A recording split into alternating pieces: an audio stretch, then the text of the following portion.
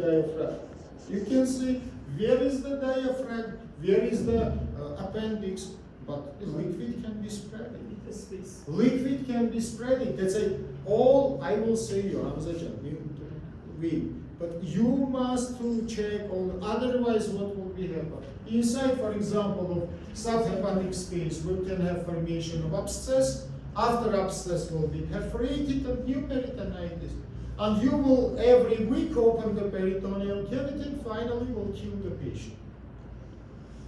That's why remember please the knowledge about any space, any pocket, any sinus, any canal has critically importance. Now imagine that we're located in upper port, we call it supracolic compartment. Above the transverse port. What we have here? Huge amount of the organs. We have liver, we have gallbladder, we have stomach, we have spleen. In retroperitoneal space, we have kidneys, we have aorta, we have inferior caval vein, we have truncus celiacus. It's a huge amount of the. We have the sympathetic trunks, huge amount of the structure. And between these structures, inside of peritoneal cavity, we have space. Now imagine that I located exactly below the diaphragm. I will sit down. What will be above me diaphragm? What will be below me? Several structures, mainly liver. And you can see that this whole space, which is located under the diaphragm, by falciform ligament, divided into right subdiaphragmatical space, left subdiaphragmatical space. Now look, right subdiaphragmatical space we can call also right hepatic bursa. Bursa. Why? Am I spoke about it or not? Yeah. To speak about supracolic. Up to supracolic compartment. All supracolic we finish. To speak. Who's how many borders of each? So I ask you, friends. To speak about this. There we go. There's 5 spaces we described, yeah, together. So tell me, yes, because why are you looking? If 5 spaces we describe them, let's say we describe all parts below the diaphragm, yeah?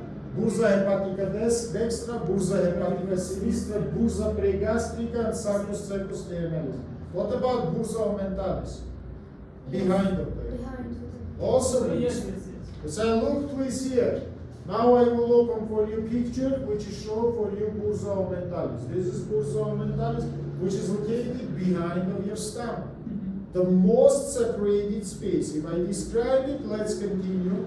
Now we come to the last space inside of supracolic compartment, which is called subhepatic space. This is the 6th space inside of supracolic compartment. How it bordered? Now I located below the right lobe of the liver. Above me, I have the visceral surface of right lobe. Below me, I have transverse colon and mesocolon.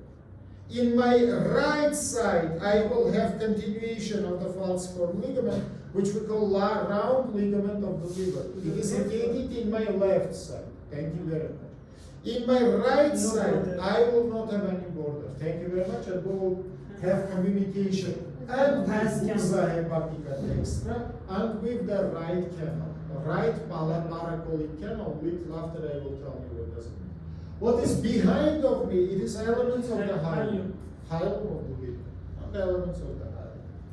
Very well, great, friends. I am happy that I finished these topics. By the way, you can see now the aperture, which is main communication, yeah, between subhepatic space and between bursa aumentalis. Subhepatic space, like the part of the great peritoneal sac. You don't know, we have lesser peritoneal sac or bursa aumentalis, and greater peritoneal sac, all and other parts of the peritoneal cavity. By the way, as you remember, this aperture forms by 3 ligaments. And the first primary part of this aperture goes to the vestibulum of the bursa aumentalis. How this vestibulum will be formed? Look, I inserted my finger in aperture. Above it will be caudate lobe of the liver. Below it will be superior horizontal portion of the duodenum. In front of it, look here please, I attach to the ligament which is called hepatoduodenal ligament. Behind of it, I attach to ligament which is called hepatoduodenal ligament. That is all possible structures inside of vestibulum, not in the aperture, inside of the vestibulum. the primary portion of the bursa omentalis, place of the entrance. We call the vestibule. Can you show in your where it is? Place of its projection, Yes. you mean. My friends, you must know where is projected inferior margin of your liver. Inferior margin of your liver located along the costal arteries. Let's say approximately measure midpoint of it, and it will be communication, below your liver, between bursa omentalis and between the greater peritoneal. Let's go to the left side. Why you left? It is midpoint. Midpoint. Yes. It's midpoint. From midpoint, if you will go to the left side, you will enter inside of this aperture. Generally, how we make this manipulation during the surgery. For example, you open the peritoneal cavity. Now you must make the revision of the bursa omentalis. Is it empty or not? You can do it, for example, in the case of the problems of the posterior wall of stomach, for example, ulcer. And it can give the perforation. What are you doing? You inserted your finger below the liver and you push it to the left side, palpating the hepatoduodenal ligament. Just by the free margin of hepatoduodenal ligament, you inserted your finger inside of the aperture. Because hepatoduodenal ligament in the region of this aperture is finished. It is finished here. It is, I say you, it has three borders. Let's say the anterior border, it is the terminal portion of hepatoduodenal ligament. If you will slide by its margin, you will enter inside of the aperture. And by the way, inside of this hepatoduodenal ligament, just by its right border, we will have the three elements. DVA, ductus collectus, vena porta arteria. Very well. Now attract your attention into this picture, please. And especially I want to mention this picture.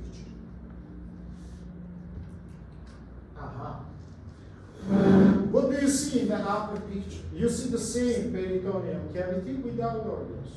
Organs is removed.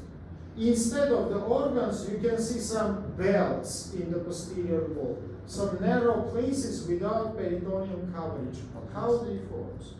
That is the place of attachment of organs, which is mesoperitoneal, or this is the place of attachment of mesenteries, that is the ligaments, which start from posterior wall and come to the organs to supply. For example, in the right and left side, you can see some free places which doesn't have peritoneal coverage. This is places of attachment of your ascending and descending colon. You know, ascending and descending colons is mesoperitoneal.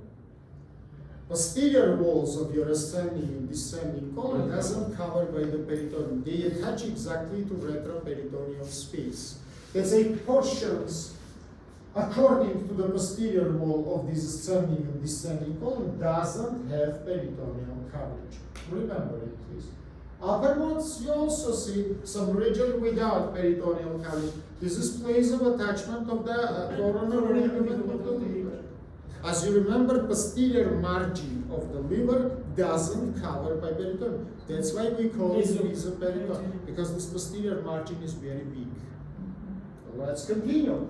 If you will look here, you will see more narrow lagging places which doesn't have peritoneum. This is the places of location of the mesenteries. For example, mesentery of transverse colon, mesentery of the small intestine, mesentery of the sigmoid colon. Remember, please, our cecal also is intraperitoneal, but it doesn't have mesentery. Like your sock cover your foot, samely peritoneum from all sides cover the cecal, but it doesn't form the ligament with the back wall. It is just cover the cecal. Let's say this is big exception. Single intraperitoneal organ without ligament, which is connected with the back. All another intraperitoneal organs have ligaments, and stomach have ligament, and transverse colon and sigma. Now attract your attention here. First of all, what do you see? Two big triangular shaped depressions.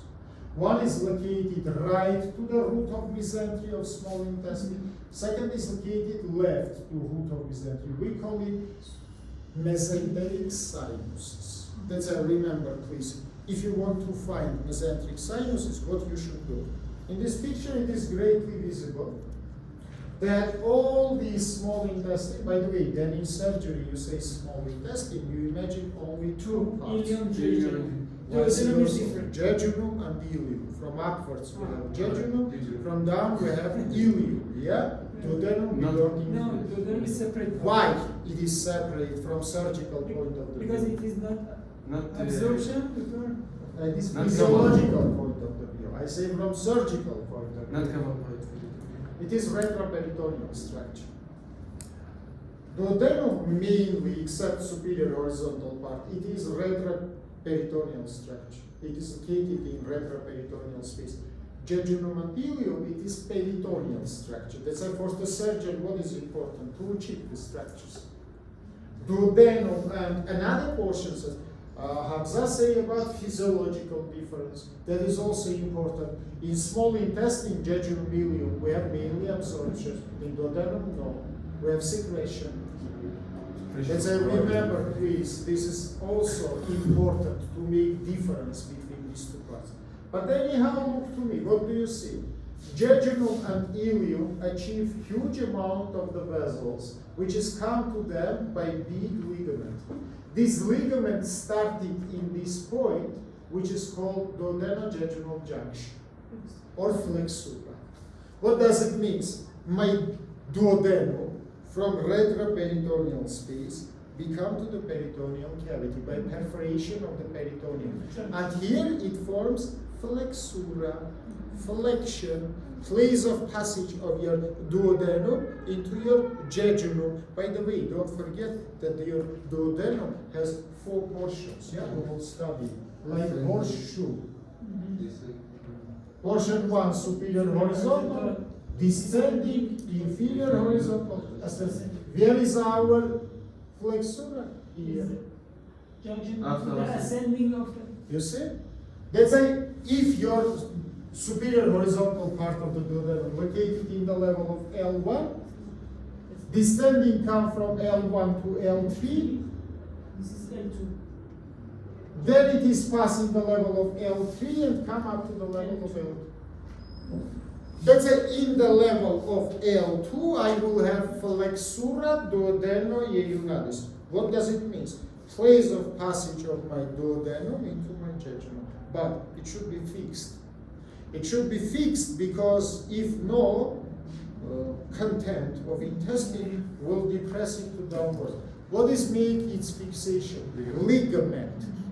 But not simple ligament. Inside of this ligament there are smooth muscles. Ligament we call duodenojejunal ligament, or otherwise trace ligament, alter, German surgeon. And it has the suspensor muscle, which is constricted and lift. Then your intestinal content from stomach become to duodenum and continues to the jejunum. Muscle is constricted.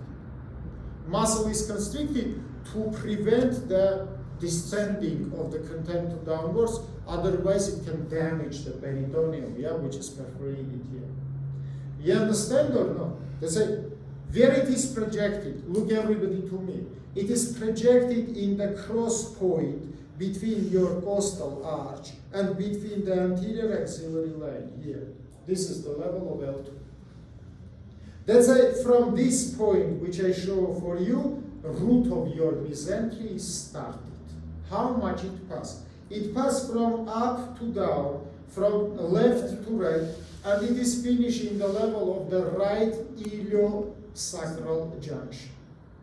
That's it. I show for you now structure which is projected from my point number 1 to point number 2.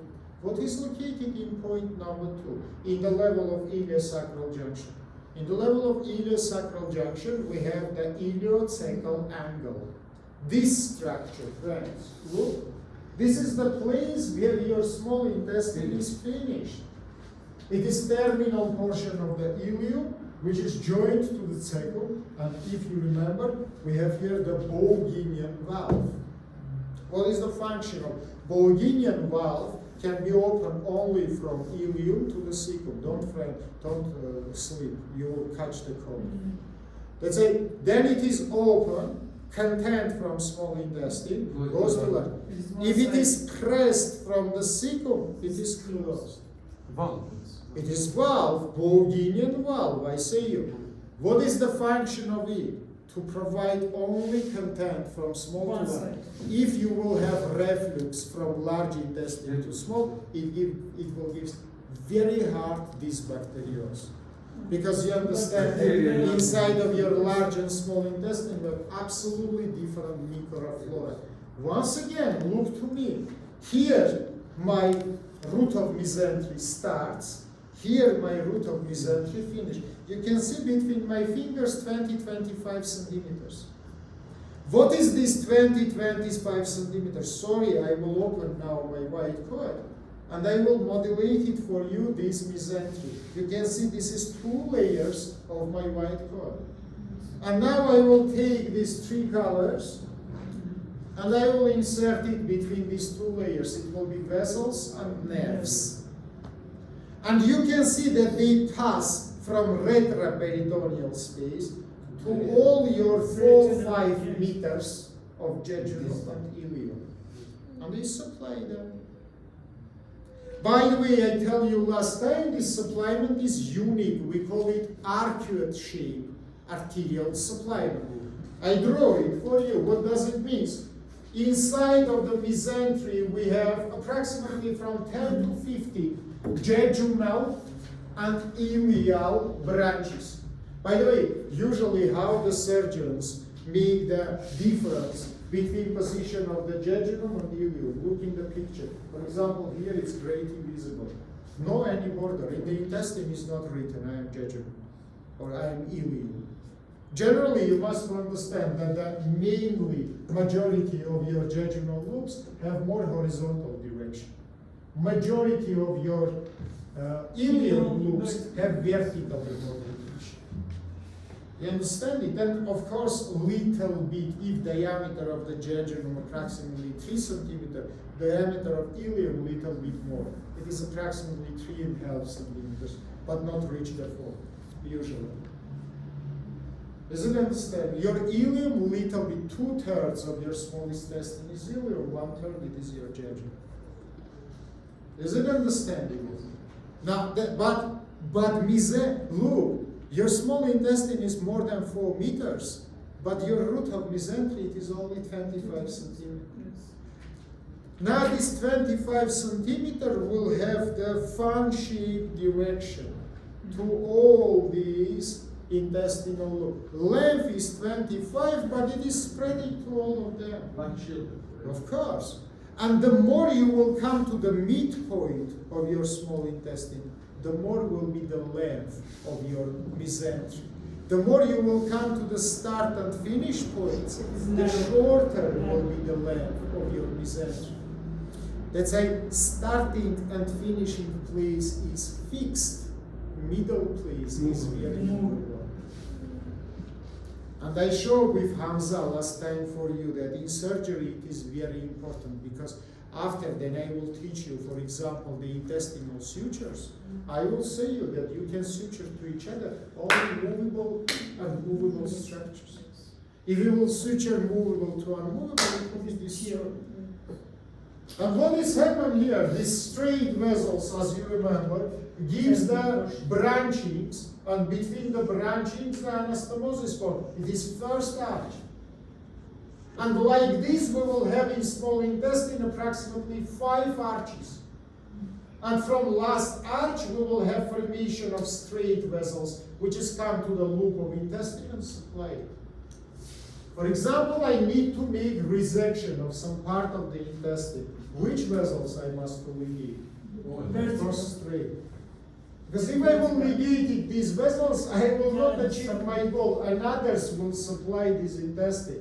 If I will ligate the straight vessels, I will lack the supplement for exact portion of the intestine. Of course, in the future, we will study the vessels and surgeries. All these questions I will describe for you. But now just remember. Again, let's come to my previous picture.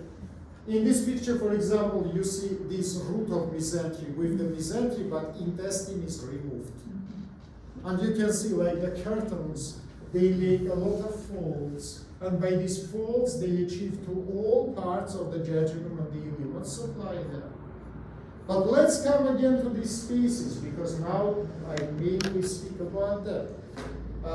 What is border these mesenteric sinuses? Let's start from right one. Then you look to right and compare it with left one. You see one big difference between them.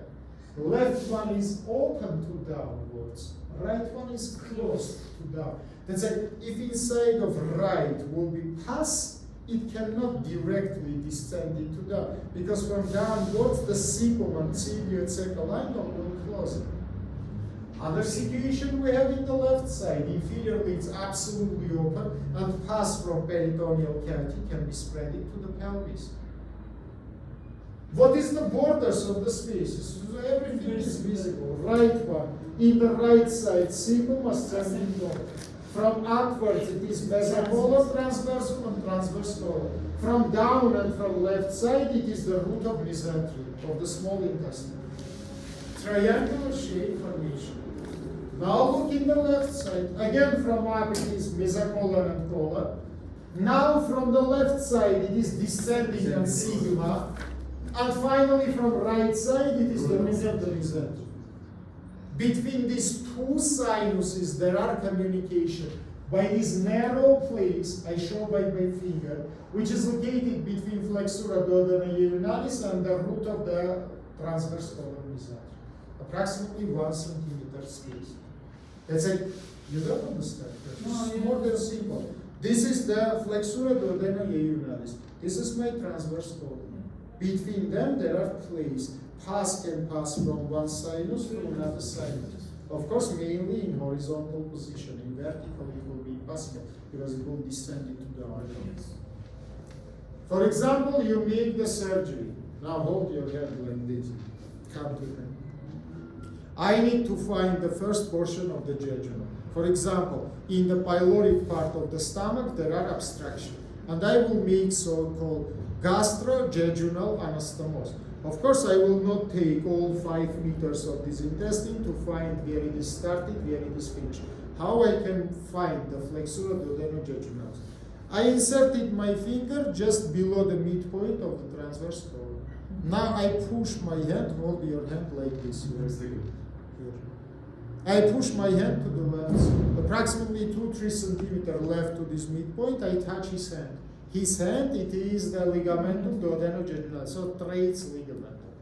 If I find the traits, thank you very much, I find the first portion of the jejunum. Otherwise, flexura duodenojejunal. And this place of passage of my finger exactly will be communication between the right sinus and between the left sinus, between my hand, transverse colon, and flexura duodenojejunal. Idea is understandable for you. Except these two sinuses, you can see 2 big canals. We call them paracolic canal. Look, this is the right paracolic canal. That is the left paracolic canal. How it works? Frank, Lisa, I speak for you. You know, I know very well these topics. Let's start from the right canal. Borders. In the right side, it is lateral abdominal wall. In the left side, it is cecum and ascending colon. Up to the right knee of transverse colon. This is unique canal, guys. If I will open the previous picture, for example, this one, here is much more better visible. You can see that this canal, without interruption, continues to subhepatic and bursa hepatica dextra. But inside of this canal, we have appendix. That's why in majority of the cases, if appendix is perforated, we call it gangrenous appendicitis. Content by the canal can spread into subdiaphragmatic space. And you must make very meticulous revision of this space during the surgery to prevent formation of abscesses inside of space. But look to down. Can I say that in down it is continuous to pelvis? No, because cecum is bluntly finished here, and we have here fossa iliaca. By fossa iliaca, direct connection between peritoneal cavity and the pelvic cavity by this canal will be closed.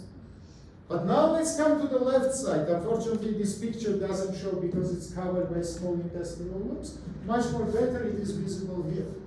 So you can see the left paracolic canal. Now in left side I have lateral abdominal wall. In right side I have descending colon and sigma.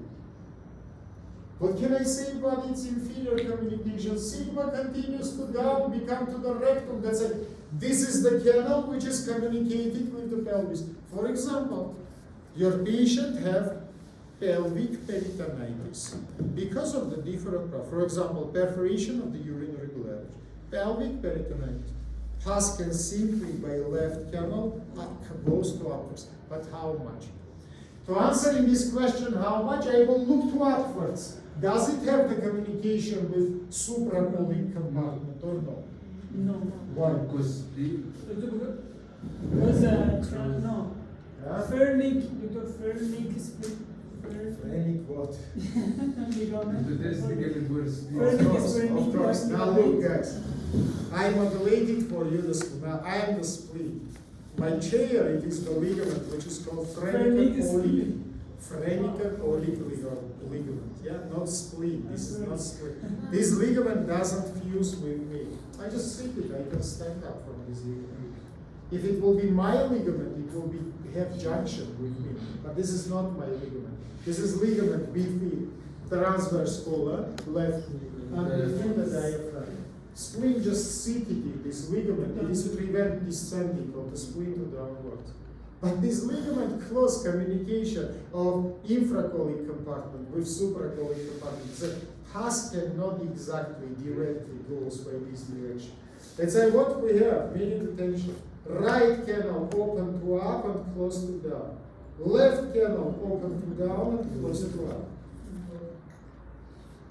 Is it understandable? Very well. Now look here, please. We come to the next portion of my today's topic. It is the pockets.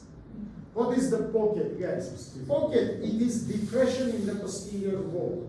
By the way, inside of the pockets, we can have special pathological condition which we call intra-abdominal hernias. Previously, we discussed the extra-abdominal hernia. Some structures by weak places come to outside, yeah? Now we speak about intra-abdominal. Can you explain me, in your opinion, what does it mean, intra-abdominal hernia? It is inside of this. First of all, inside of pectoral cat. Now, it is connected with the pockets. Try to imagine and explain what can be happen with the organ to call it intra-abdominal hernia. It can swell to the organs. Friend, it's so To the simple. cap- to the- Look. For example, this is the pocket. This is some organ which is attached to it, small intestine. During the peristaltical movement, part of the wall can be inclinated inside of this aperture. And again, as I said you previously, fatties during the time can be accumulated inside. This pocket doesn't have elasticity, of course. It cannot constrict it and dilate it. But content during the time will be accumulated inside of this pocket and will enlarge this intestine. Finally, intestine will be stopped and fixed inside of this aperture. And even we can have strangulation inside of this aperture. This is internal hernia or intra-abdominal. No any weak place we don't need. We need to have just the pocket. By the way, like internal hernias in the future, then we will study surgeries. I will discuss with you on diaphragmatical hernias.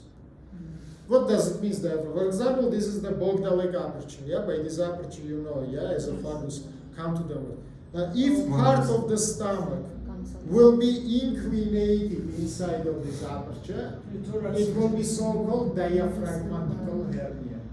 Again, you see, hernia doesn't come to outside. That's why this is type of internal hernias. But it is not intra-abdominal, but now it will be the diaphragmatical hernia or thoracic hernia, because content by this aperture will goes to the thorax, it will goes to the mediastinum. Doctor, what's the diagnosis of intra-abdominal hernia? Maybe it is the X-ray by the contrast, friend. It means, for example, barium swallow content will go inside of the intestine, and you will make X-ray, and you will see that the portion of, for example, small portion of intestine inserted in some side of some place, and it is enlarged. Or, for example, you will see that part of the stomach by the aperture goes to upwards and forms the punch. Yes, protrusion. It's a main method. It is X-ray by contrast. Of course, we can do a CT scan. It is also useful, or for example, MRI. But the most simple and cheap method, it is the X-ray by contrast. So what is the sign and symptom for patient? Sorry? What is the sign and symptom? For diaphragmatic or from internal? No, for internal. 1 minute, guys. What will be happen against irritation of intestine? Irritation of intestine, point number 1, gives the pain, especially during the peristaltical movements. And it can give the dysfunction of the gastrointestinal tract. For example, formation of constipations, formation of the diarrheas, connected with the type of the irritation. Generally painful reactions and generally problem with the dysfunction of gastrointestinal. Much more painful than extra. It's hardly to say. I don't measure the side of it. For different persons, guys, generally pain is felt differently. What is hard for you, for another person will be very weak. For example, I know the person who loses the consciousness during any injection. So I don't think that injectional pain, it is awful, so much pain, but this is connected with level of the sensitivity of the. Don't say in the future that this person is make the cheating. No, they can feel the pain really so hard. This is psychological mainly problem. Sensitivity of person. Sensitivity is high. We say it is the level of the sensitivity, it is high.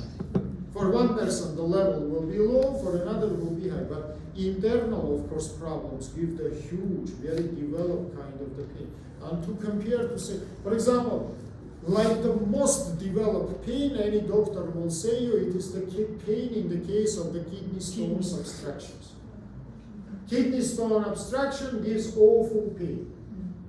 But to say that this is the most awful or not most awful, it is really awful. It is impossible, for example, without medication to feel it. It is really hard. Same situation for thoracic hernia. In case of the diaphragmatical hernias, problem is another, guys. They mainly, this is connected with intake of the food. That's a person will tell you that I cannot make normal swallow, for example. Content come to some level and stop, and I feel that this, my esophagus, sometimes then you eat, for example, big pieces of the food, you feel, that food is stopped, and you drink the water, and then you drink the water, it is usually painful, because this water press the big pieces of the food and generally irritated the mechanoreceptors of your esophagus, but finally push this content into stomach. Person who has the diaphragmatical hernia have awful such kind of the feeling, because during any food intake usually, and mainly they will feel such kind of the feeling. If after eating they will lie, take horizontal position, because in the in case of the horizontal position, it can give reflux of the food content inside of the esophagus, burning of the esophagus because of the pressure. That's why we will study these questions, not just let's